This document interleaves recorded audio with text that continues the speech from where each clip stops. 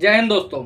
RBI के method से recovery को 100% कैसे रोका जाए? जी हाँ दोस्तों, आप लोग बिल्कुल सही सुन रहे हो। आरबीआई के खुद के मेथड से, आरबीआई ने जो लीगलाइज रूल बना रखा है उस मेथड से अपनी होम विजिट बिल्कुल जीरो कैसे करें, रिकवरी को 100% कैसे रोकें। कई हमारे भाई हैं, हमारे सब्सक्राइबर हैं, हमारे क्लाइंट हैं जो कि बताते रहते हैं कि सर होम विजिट वालों ने बहुत परेशान कर रखा है। मैं तो घर पे होता नहीं हूँ, मेरे घर पे आते हैं, बैठे रहते हैं, घर वालों से बात करते हैं, रिकवरी वाले घर वालों को बता देते हैं लोन के बारे में, आस पड़ोसियों से बात करते हैं, उल्टी सीधी तरीके से चिल्लाते रहते हैं। क्या इसका प्रॉपर कोई इलाज है? मैंने मेल करा, मैंने ट्विटर पे ट्वीट करा, लेकिन उसके बाद भी कोई खासा जवाब नहीं आ रहा। यहाँ तक कि मैंने आरबीआई को भी कंप्लेंट डाली, उसके बाद भी कोई जवाब नहीं आया। ये चीज़ें नहीं रुक रही, इसको कैसे 100% रोकना है? तो मैं आज आप सबको आरबीआई का प्रूवन मेथड बताने वाला हूं, जो कि आप सही तरीके से फॉलो नहीं कर रहे। अगर तुम लोग उसे फॉलो करो, तुम्हारी विजिट 100% रुक जाएगी, दोबारा कभी विजिट नहीं होगी, 100% विजिट रुक जाएगी। उसके बाद कोई भी परेशानी नहीं होगी अगर आपके पॉइंट वैलिड होंगे। अगर तुम ऐसे ही झूठी कंप्लेंट कर रहे हो, ऐसे ही कुछ भी उल्टा सीधा डाल दे रहे हो, तो फिर वो चलता ही है, फिर कोई दिक्कत नहीं। फिर तो बैंक को राइट है, तुम अगर एक तरीके से झूठे हो, एक फ्रॉडस्टर हो, ऐसे कुछ भी उल्टी सीधी कंप्लेंट उठा के डाल दे रहे हो, तो फिर तो वो जानबूझ के विजिट करेंगे, उसमें उनको भी अलाउ है, समझ रहे हो, इस एक्ट के अंदर। तो आज मैं प्रूवन मेथड बताने वाला हूँ कहाँ पर तुम लोग गलती करते हो। सबसे बड़ी जो गलती होती है ना, वो 90% लोगों के साथ ये गलती निकलती है। यह गलती अगर तुम बंद कर दोगे तो उसके बाद कभी भी विजिट नहीं होगी।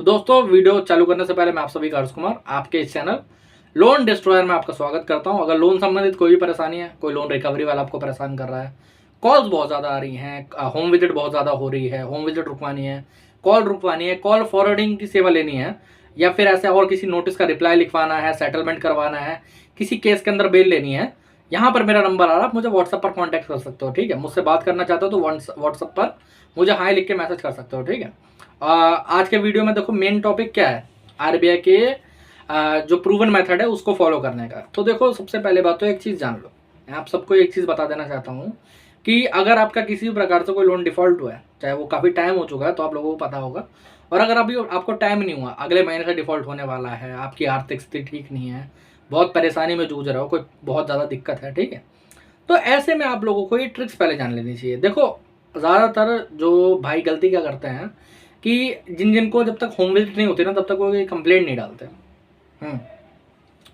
जब तक होम विजिट होती नहीं है तब तक कोई कंप्लेंट नहीं डालता। अब होता क्या है, आज आपका लोन डिफॉल्ट हुआ, आपको कॉल्स आना बहुत स्टार्ट होती है, और ज़्यादातर लोन्स की जो होम विजिट है वो 21 दिन से पहले नहीं होती है, 21 दिन के बाद ही स्टार्ट होती है।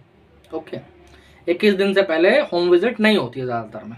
ओके, तो अब जब होम विजिट नहीं होती 21 दिन से पहले पहले, तो वो लोग पहले कोई कंप्लेंट भी नहीं करते खासी, वो लोग बैठे बैठे भूत की तरह देखते रहता है कि कोई आएगा, चार बातें सुनाएगा, उसके बाद मैं जान लूँगा। अब आरबीआई के रूल्स के हिसाब से तो अगर कोई रिकवरी एजेंट आता है तो उसके पास आईडी कार्ड, ऑथराइजेशन लेटर और डीआरए का लाइसेंस होना चाहिए।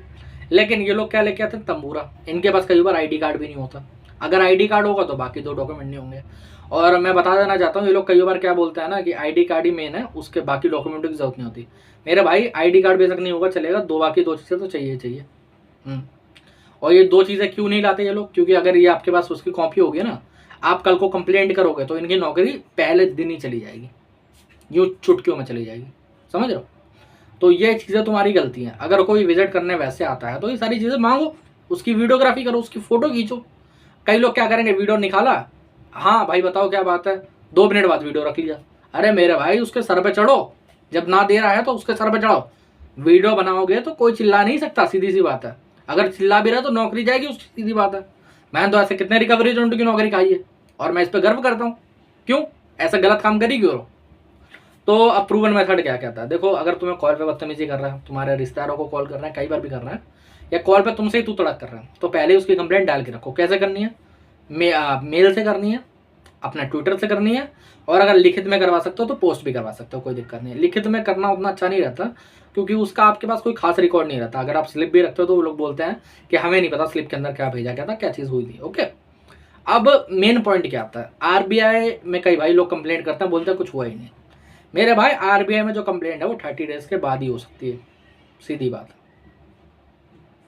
अगर 30 डेज के बाद, क्या डिफॉल्ट के 30 डेज के बाद? नहीं, जिस दिन आप कंप्लेंट करते हो, मान लो 1 तारीख को आपका लोन डिफॉल्ट हुआ, 2 तारीख से आप पे बदतमीजी स्टार्ट हो गई, आपने 2 तारीख को कंप्लेंट कर दिया। अब आरबीआई के ओम्बुड्समैन में आप कंप्लेंट कर सकते हो, वो कंप्लेंट होगी अगली 3 तारीख को। अगली 3 तारीख को कंप्लेंट होगी, उससे पहले नहीं हो सकती कुछ भी करके। अगर आप उससे पहले कंप्लेंट करते हो, कई लोग क्या करेंगे, जिस दिन आया रिकवरी एजेंट उसी दिन आरबीआई को मेल कर दिया, उसी दिन आरबीआई को कंप्लेंट कर दी। मेरे भाई आरबीआई क्या करेगी, उस कंप्लेंट को उठाएगी, क्लोज करेगी और बैंक को बोलेगी आपकी कोई कंप्लेंट आई थी देख लीजिएगा, हमें नहीं पता। बैंक वाले क्या करेंगे, बैंक वाले मैनेजर को भेजेंगे, टीएल को भेजेंगे। अरे यार टीएल और मैनेजर ने तो वो रिकवरी एजेंट भेजा था, वो क्या तंबू कुछ करेगा, घंटा कुछ करेगा, कुछ नहीं करने वाला। हमारी भाषा में कहता है कि जिस बंदे ने उसे भेजा वो क्या करेगा। अगर कल को मैं किसी अपने लड़के को तो मैं मारने के लिए भेजूँ और तुम मुझे आके कंप्लेंट करोगे हर्ष भाई ये मार रहा है, तो मैं कुछ करूँगा नहीं ना। मैं तो बोलूँगा कि हाँ सही मार रहा है, कोई दिक्कत है ना, आप लोन की पेमेंट कर दो। यही जवाब बोल सकता है, और क्या बोल सकता है, और कुछ नहीं बोल पाएगा। अब आरबीआई में एक बीओ अपॉइंट होता है, बैंकिंग ऑफिसर, वो किसी की नहीं सुनता।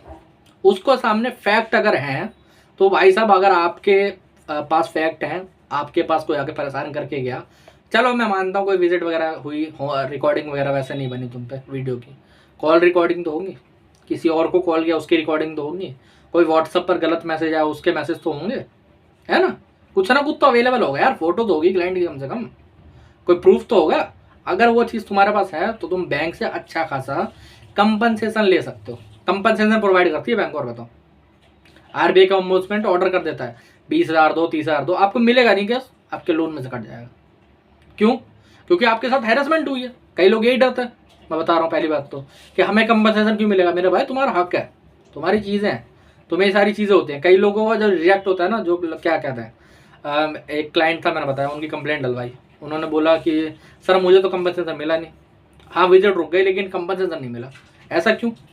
मेरे भाई आरबीआई में जब आप कंप्लेंट करते हो तो उसका रूल है, जैसे आप कंप्लेंट करोगे वैसे ही उसकी विजिट रुक जाएगी। वो पहला तो 1 महीने का तो डीएनडी लगा देते हैं ज़्यादातर, कि कॉल्स भी नहीं आती, और उसके बाद भी विजिट नहीं करता, क्योंकि रिकवरी एजेंट को डर रहता है। क्यों डर रहता है? एक एजेंसी पे अगर 3 से ज़्यादा कंप्लेंट हो जाए 1 क्वार्टर में, उससे पहले तो मेरे भाई वो एजेंसी पे ताला लग जाता है, सीधी सी बात है, उसको बंद कर दिया जाता है, उसका लाइसेंस रद्द कर दिया जाता है। अब एक एजेंसी में काम कर रहे हैं कम से कम 50 से 100 लोग, 50-100 लोग की रोटी तो कोई बर्बाद नहीं करना चाहता ना एक रिकवरी एजेंट, तो इसी चक्कर में होता है। ओके, अब मेन क्या काम आ जाता है यहाँ पर, मेन क्या आप लोग प्रॉब्लमेटिक चीज़ क्रिएट करते हो। पहले तो प्रूफ नहीं बनाते, पहली बात प्रूफ होना चाहिए हर चीज़ का। कॉल पे अगर कोई गाली दे रहा है, कॉल रिकॉर्डिंग ऑन कर लो यार, क्या दिक्कत वाली बात है। देना दो 4 गाली, सुनने दो, आगे चल के तुम्हारी काम आएगा, कोई दिक्कत वाली बात नहीं। तुम्हें बहुत मन कर रहा होगा, तुम अगले कॉल पे गाली दे लेना, कोई दिक्कत नहीं, लेकिन अपने इस कॉल पे एक रिकॉर्डिंग रखो। कोई होम विजिट पे आया है, सामने तुरंत खड़ा करो कि आईडी कार्ड दिखा, ऑथराइजेशन लेटर दिखा, बाकी चीज़ें दिखा। नहीं दिखाएगा, मना करेगा है नहीं, तो मेरे भाई वहीं पर उसकी नाक पकड़ी गई। बैंकिंग ऑफिसर वही देखेगा कि अच्छा ये चीज़ लेके नहीं आया, ठीक है, फिर लो भाई जुर्माना आपका, भरो फाइन, कोई दिक्कत नहीं है। आपको वो पैसा उठा के लोन पे दे दिया जाएगा, क्या दिक्कत आ रही है। मेरे एक क्लाइंट था, मैं बता रहा हूँ, उनका 1,80,000 का लोन था, और उनके एरिया में रिकवरी एजेंट ज़रूर अपनी माँ बहन करवाते थे। उन्होंने प्रूफ बनवा लिए। अब जब प्रूफ बनाया तो कम से कम 3 बार कंप्लेंट डाली। अब होता क्या था कि 1 क्वार्टर में विजिट तो रुक गई 100% पहले ही महीने में, ओके, लेकिन कॉल्स वगैरह चलती थी, हर तीसरे महीने चौथे महीने 1-2 बार कॉल आ जाती थी। तो रिकवरी एजेंट तो अपनी तू तड़ाक पे आएंगी, है ना, उनको तो हरकत आई।